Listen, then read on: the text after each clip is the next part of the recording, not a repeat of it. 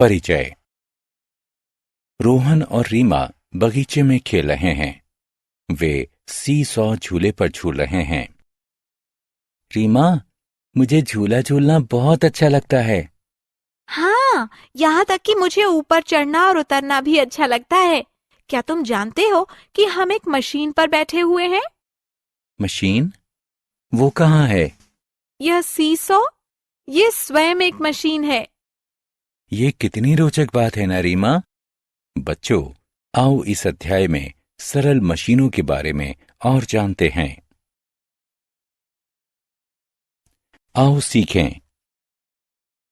कार्य हो गया है, इसका वर्णन करना, सरल मशीनों की व्याख्या करना, हमारे जीवन में सरल मशीनों के महत्व की चर्चा करना, विभिन्न सरल मशीनों की सूची बनाना।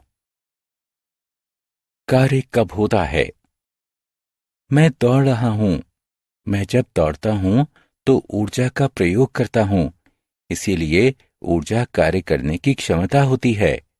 अब वजन उठाने का समय हो गया है। ये डंबल हैं। डंबल उठाना एक भारी काम है। हम ऊर्जा का उपयोग करके बल लगाते हैं। हमें भोजन से ऊर्जा प्राप्त होती है। इस ऊर्जा का प्रयोग करके हम किसी वस्तु को स्थानांतरित कर सकते हैं। बल का प्रयोग करके वस्तु का स्थानांतरण करना कार्य कहलाता है। सरल मशीनें। आओ अब सरल मशीनों को परिभाषित करते हैं। ऐसी मशीनें जिनमें कुछ या कोई भी भाग गतिमान नहीं होता, सरल मशीनें कहलाती हैं। साधारण मशीनों की खास बात यह है कि वो हमारी मांसपेशियों के विस्तार के रूप में प्रयुक्त होती हैं। सरल मशीनें 6 प्रकार की होती हैं। ये नत समतल यानी झुका हुआ समतल, पहिया एवं धुरी, घिरनी, उत्तोलक, पच्चर या पेंच हैं। अब हम प्रत्येक मशीन के बारे में विस्तार से जानेंगे।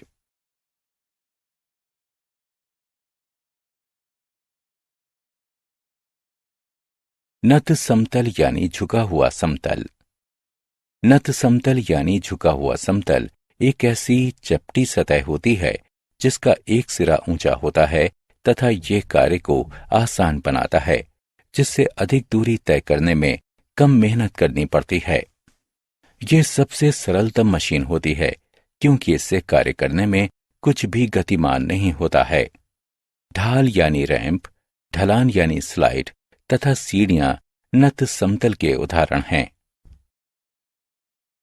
पहिया एवं धुरी। क्या आप साइकिल चलाने का आनंद लेते हैं?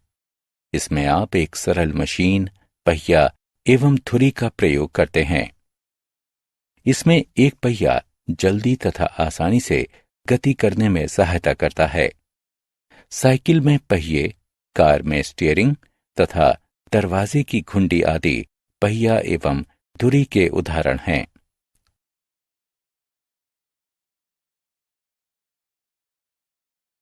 घिरनी। इस लड़के को देखो, वो कुएं से पानी निकाल रहा है, लेकिन वो बाल्टी खींचने में असमर्थ है। अब वो घिरनी की सहायता से पानी की बाल्टी खींच रहा है। भार उठाने के लिए एक घिरनी में एक पहिए तथा एक रस्से का प्रयोग होता है, क्योंकि ये वस्तुओं को खींचने में प्रयुक्त होती हैं, अतः इसे घिरनी यानी पुली कहा जाता है। क्रेन, झंडे का खंबा यानी फ्लैग पोल तथा मिनी ब्लाइंड इसके उदाहरण हैं। उत्तोलक। क्या आप जानते हैं कि जमीन पर एक सी सॉ कैसे कार्य करता है? वैसे आप अपने दोस्त को इतना ऊंचा नहीं उठा सकते हैं, लेकिन जब आप सी सॉ के दूसरे छोर पर होते हैं तो उसे आसानी से उठाया जा सकता है। जब आप और आपका दोस्त सी सॉ के दोनों छोरों पर बैठ रहे होते हैं तो ये केंद्र में स्थित एक नियत बिंदु होता है। ये नियत बिंदु आधार यानी आलंब कहलाता है। आप अपने दोस्त को उठाने के लिए जो बल लगाते हैं वो आयास कहलाता है। दूसरे छोर पर बैठा हुआ आपका दोस्त भार कहलाता है। एक उत्तोलक एक सीधी छड़ होती है जो कि एक निश्चित बिंदु पर चलती है। एक उत्तोलक आपको भार उठाने में सहायता करता है। सी सॉ, प्लास यानी प्लेयर तथा बोतल खोलने का यंत्र आदि उत्तोलक के उदाहरण हैं। उत्तोलक 3 प्रकार के होते हैं। आइए इनके बारे में चर्चा करते हैं। प्रथम श्रेणी उत्तोलक। क्या आप अपने हाथों से बड़े भारी पत्थर को उठा सकते हैं? जी नहीं, लेकिन आप एक छड़ी की सहायता से ऐसा कर सकते हैं, जो कि प्रथम श्रेणी उत्तोलक कहलाती है। प्रथम श्रेणी उत्तोलक में आधार यानी आलंब केंद्र में स्थित होता है। आलंब आभार तथा आयास के मध्य कहीं पर भी स्थित होता है। बर्मा यानी लौहदंड तथा कैंची प्रथम श्रेणी उत्तोलक के उदाहरण हैं। कैंची में आलंब केंद्र में स्थित होता है। यह स्थिर होता है। इसमें आयास पीछे से लगाया जाता है तथा भार सामने से लगाया जाता है। द्वितीय श्रेणी उत्तोलक। ऐसा प्रतीत होता है कि ये बच्चे एक पहिए वाली ठेला गाड़ी की सवारी का आनंद ले रहे हैं। उनके पिता उनको ले जाने के लिए द्वितीय श्रेणी उत्तोलक का प्रयोग कर रहे हैं। द्वितीय श्रेणी उत्तोलक में आयास एक तरफ तथा आलंब दूसरी तरफ होता है एवं भार मध्य में होता है। एक पहिए वाली ठेला गाड़ी, सरौता यानी अखरोट तोड़ने वाला यंत्र तथा बोतल खोलने वाला यंत्र द्वितीय श्रेणी उत्तोलक के उदाहरण हैं। तृतीय श्रेणी उत्तोलक। अनेक लोग मछली पकड़ने का आनंद लेते हैं। इस कार्य के लिए वे एक मछली पकड़ने वाली डंडी का प्रयोग करते हैं, जो कि एक तृतीय श्रेणी उत्तोलक होता है। मछली पकड़ने वाली डंडी में आयास मध्य में होता है। एक तरफ भार होता है और दूसरी तरफ आलंब होता है।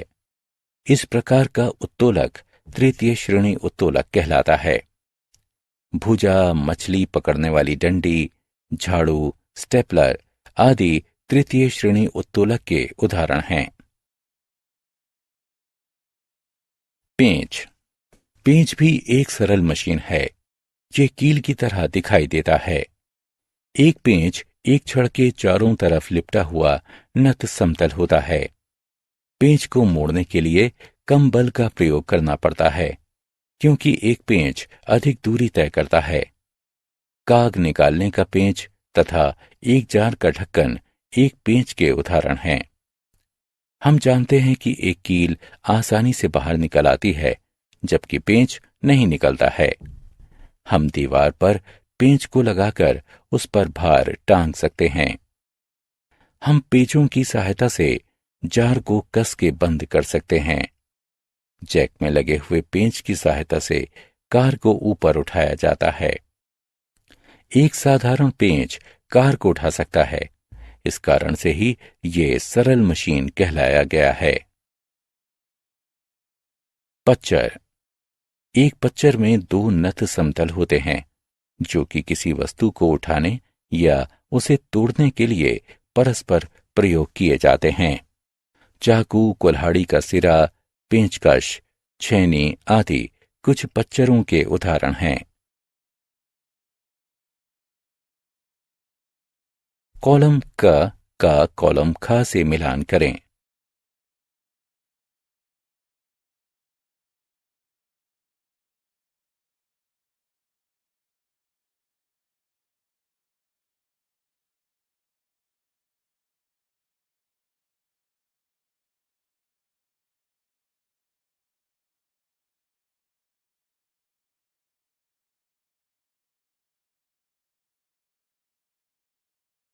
हमने क्या चर्चा की? बल का प्रयोग करके वस्तु का स्थानांतरण करना कार्य कहलाता है। किसी भारी वस्तु को उठाना कठिन कार्य होता है। ऐसी मशीनें जिनमें कुछ या कोई भी भाग गतिमान नहीं होता है, सरल मशीनें कहलाती हैं। सरल मशीनें 6 प्रकार की होती हैं। ये नत समतल, पहिया एवं धुरी, घिरनी, उत्तोलक, पच्चर तथा पेंच हैं। नत समतल यानी झुका हुआ समतल एक ऐसी चपटी सतह होती है जिसका एक सिरा ऊंचा होता है। ये कार्य को आसान बनाता है। पहिया एवं धुरी में एक पहिया जल्दी तथा आसानी से गति करने में सहायता करता है। भार उठाने के लिए एक घिरनी में एक पहिए तथा एक रस्से का प्रयोग होता है। एक उत्तोलक एक सीधी छड़ होती है जो कि एक निश्चित बिंदु पर चलती है। एक उत्तोलक आपको भार उठाने में सहायता करता है। प्रथम श्रेणी उत्तोलक में आधार यानी आलंब केंद्र में स्थित होता है। आलंब आभार तथा आयास के मध्य कहीं पर भी स्थित होता है। द्वितीय श्रेणी उत्तोलक में आयास एक तरफ तथा आलंब दूसरी तरफ होता है एवं भार मध्य में होता है। तृतीय श्रेणी उत्तोलक में आयास, भार तथा आलंब के मध्य में होता है। एक पेंच एक छड़ के चारों तरफ लिपटा हुआ नत समतल होता है। दो नत समतल परस्पर मिलकर एक तेज धार बनाते हैं जो कि पच्चर कहलाता है।